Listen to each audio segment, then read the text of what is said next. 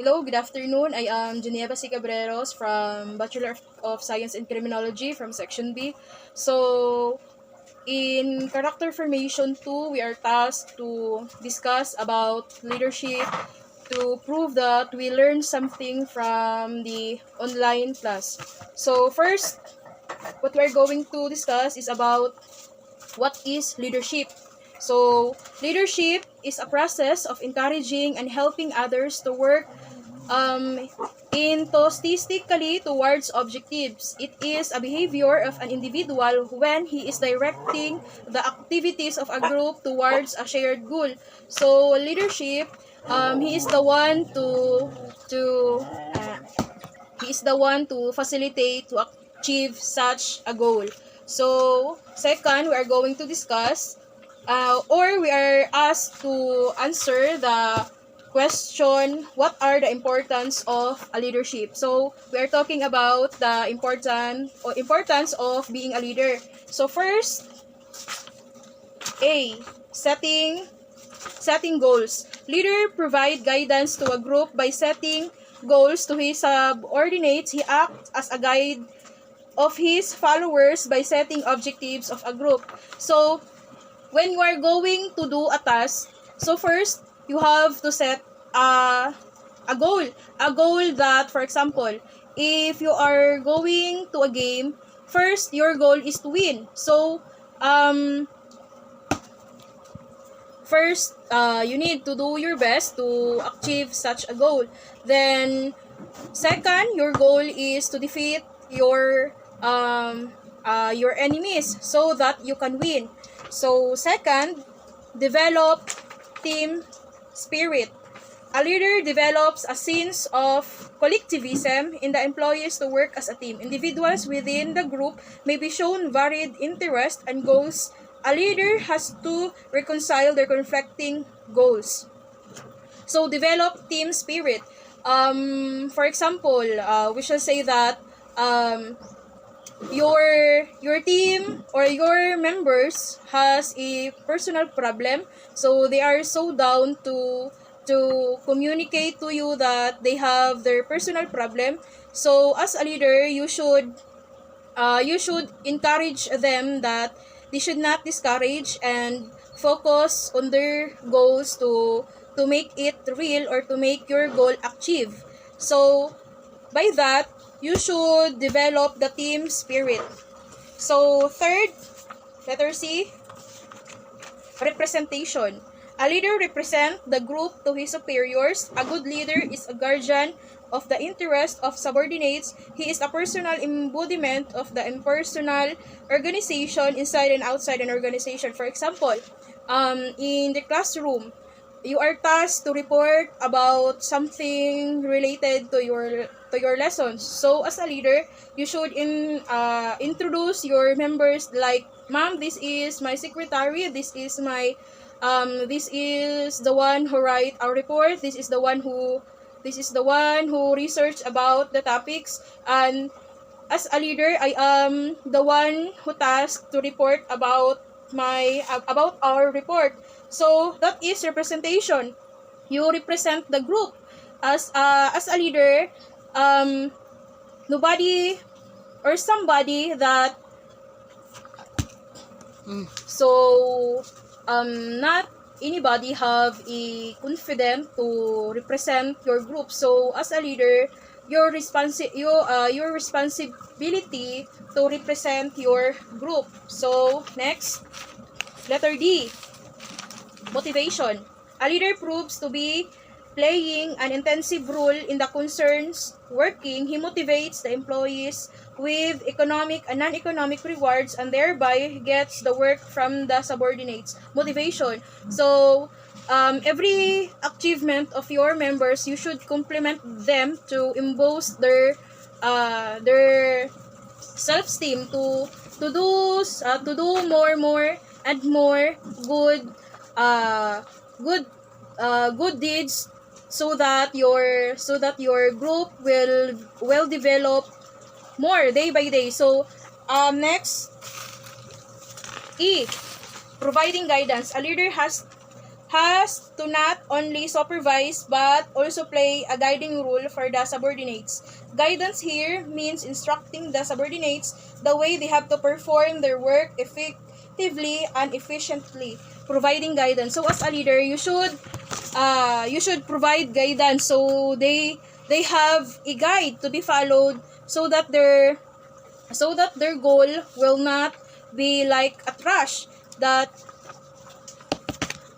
or to make it short, you should provide guidance to your subordinates, for them to be, or for your works to be sequenced. And next, the role of a leader in organization. So as a leader, you also have a role in a particular group that you are in. So first rule, coach.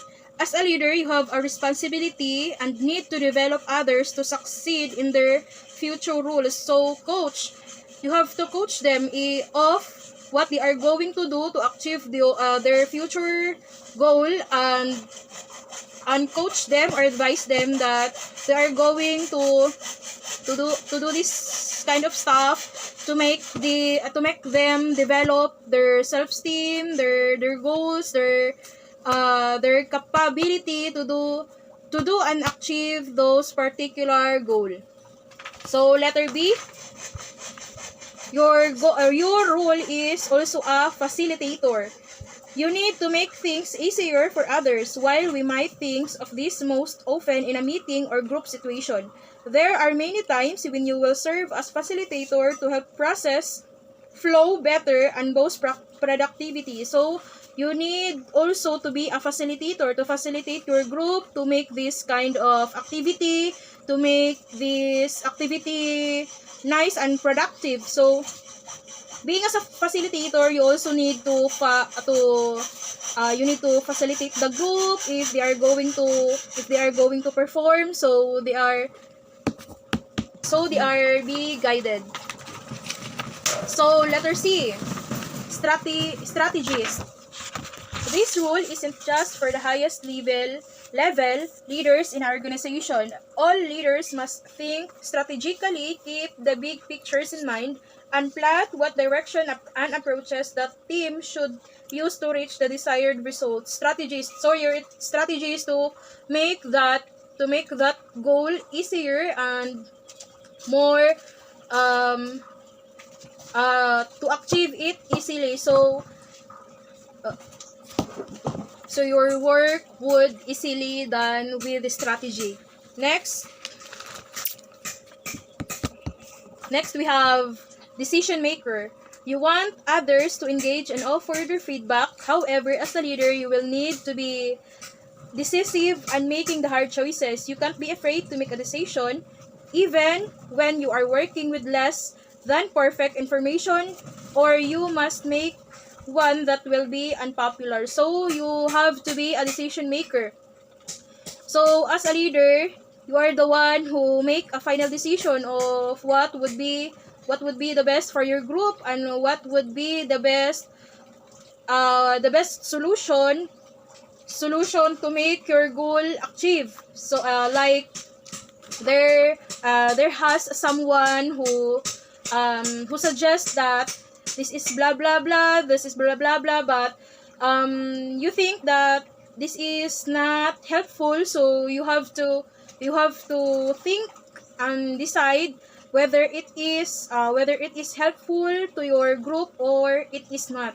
So 5, listener. You have to be a good listener of being a leader. Leaders often think that they need to be doing all the talking, but that is a mistake.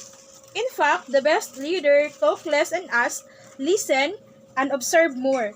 Make sure you really listen to people you lead. So be a good listener. Listen to their suggestion, problem, or like, ma'am, this is we gonna do to achieve the goal. As a leader, you need to listen, because not all the time you are right. Not all the time that you have a good idea. sometimes that you are so how can I say that, sometimes you don't have any idea about that something, so you need to listen to your members to get an idea. So next we are going to discuss about different responsibilities of a leader. Different responsibilities. So as a leader, you have a responsibility. Ipakita pa ni, wala nakita. So letter A, coach team members. An effective leader coaches members on achieving goals and developing necessary skills that gets result. Coaching involves developing team members' performance. So you need to coach your members for them to develop more and do strategy that their work would easily be achieved. So letter B, develop team strength and improve weaknesses. By determining which team member excels by which task, you can delegate the required task to the appropriate person. It is also helpful to determine areas of opportunity and the appropriate steps to improve on them. So, as a leader, you should also know your members if what side they excel, what side they are so weak, so that you are going to find a solution, that what they gonna do to improve that weaknesses, to improve also their strength to develop more. So next, strategies that a leader usually do to achieve organizational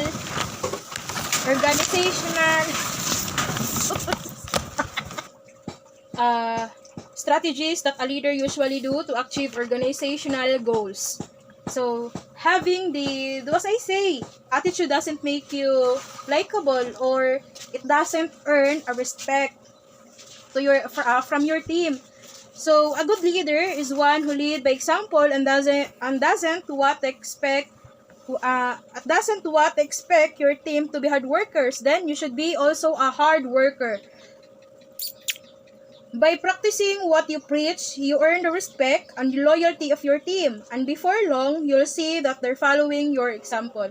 So, there is a saying, if sa Tagalog, wag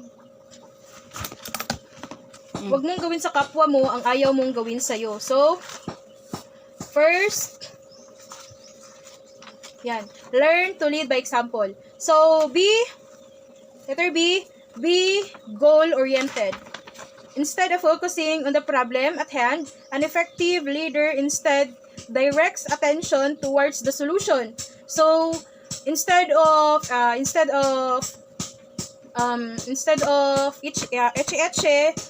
you need to think the solution. Instead of worrying and complaining about the issues, they focus on the objectives and then turn their energies toward creating a plan and strategy to achieve those objectives. An effective leader prioritize so that they can get the most important and urgent things done first. So last, we have take responsibility. Instead of pointing fingers and playing the blame game, when the things go wrong, a good leader takes responsibility for team's action and their consequences. For the team's action and their consequences, by being willing to the responsibility, you prove that you're worthy of trust and respect. So thank you for listening, and goodbye.